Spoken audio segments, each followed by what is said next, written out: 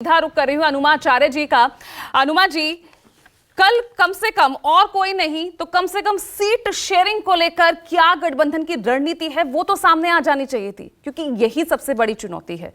और जिस तरह से मेरे सहयोगी राजीव रंजन ने समझाया कि ये सबसे बड़ा मुद्दा है जिसका जवाब कल मिलना चाहिए था, लेकिन आज भी हम उसी जो पिछली बैठक में हुआ कि राज्य स्तर पर तय होगा, अगर वहां नहीं सॉर्ट आउट होता तो इसे फिर जो बड़े नेता हैं वो इसे सॉर्ट आउट करेंगे। मतलब कल फिर क्या मिला हमें इस बैठक के बाद? पूजा जी नमस्कार। मैं समझती हूँ कि किसी सिलेबस में नहीं लिखा है कि कल क्या हो जाना चाहिए था।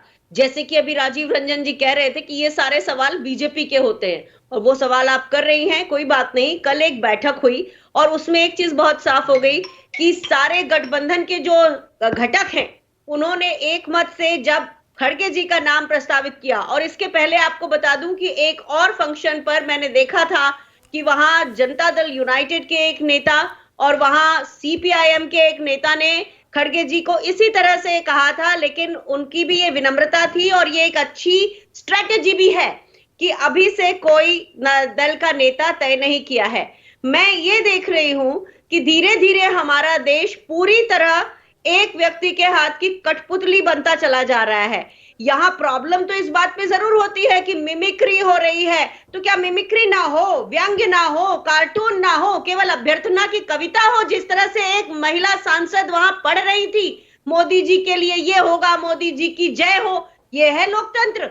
आज तो जब से ये सांसदों का देश के उपराष्ट्रपति, संवैधानिक पद पर बैठे हुए राज्यसभा के सभापति, उनकी मिमिक्री, क्या आप इसे सही ठहराती हैं?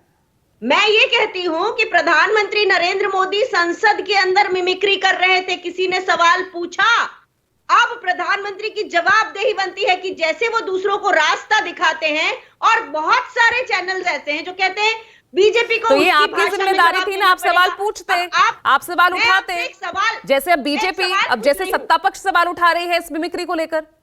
मेरी बात सुनिए। हाँ। मैं ये कहना चाहती हूं कि ये बताइए, प्रधानमंत्री ने जिस ओछी भाषा से इस देश का तारुफ कराया है, क्या वो अच्छी बात है?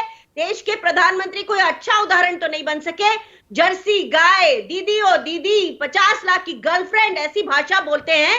इस निर्लज्जता पर देश को, देश के प्रधानमंत्री, वर्तमान प्रधानमंत्री लेकर गए। वो चाहते हैं कि लोग कठपुतली बन के दिन भर उनकी अभ्यर्थना करें और मिमिक्री का अधिकार उन्हें हो। वो कभी गरीबी बेचते हैं, कभी सहानुभूति बेचते हैं, कभी छद्म राष्ट्रवाद बेचते हैं। उन्हें शर्म आनी चाहिए। आज जनरल मनोज नरवणे ने बहुत साफ कहा है कि अग्निवीर जैसी स्कीम हमारे देश पर थोपी गई। आज रिटायर्ड जनरल आके बाहर कह रहे हैं। इसीलिए ये जरूरी है कि जो इंडिया गठबंधन कर रहा है वो लोकतंत्र को बचाने की लड़ाई है, और ये हमें समझ में आना चाहिए। पूरे देश को कूप मंडूकता की ओर कठपुतली बनाकर दकियानूसी बनाने की क्या साजिश चल रही है ये पूजा जी, ये सोचना पड़ेगा। और एक बात लेकिन अनुमा जी, इससे विपक्ष को हासिल क्या हुआ? 141 सांसद सस्पेंड कर दिए गए, आपके ही सिर्फ 11 सांसद बचे हैं अब लोकसभा में। एक बात सुन लीजिए, आपने ये कहा कि बीजेपी एज लेती नजर आ रही है। ये जजमेंटल वाक्य है। ये इस नैरेटिव को स्थापित करता है। जिस तरह से न्यायपालिका का हम तराजू चाहते हैं कि संतुलन में हो, उसी तरह हम चाहते हैं कि हमारा जो चौथा स्तंभ है वो भी संतुलन में रहकर बात करे। तो ये एक आपत्ति आपके उस ओपनिंग सेंटेंस पर करती हूं जिसमें आपने कहा बीजेपी एज लेती नजर आ रही है। अगर जाट अस्मिता की बात है तो सत्यपाल मलिक जी ने जो कहा उस पर कान ना देना, संसद की सुरक्षा में चूक, ये सारे भी देश की अस्मिता, जाट अस्मिता, हर चीज पर प्रहार है। और ये बात आपको समझनी पड़ेगी।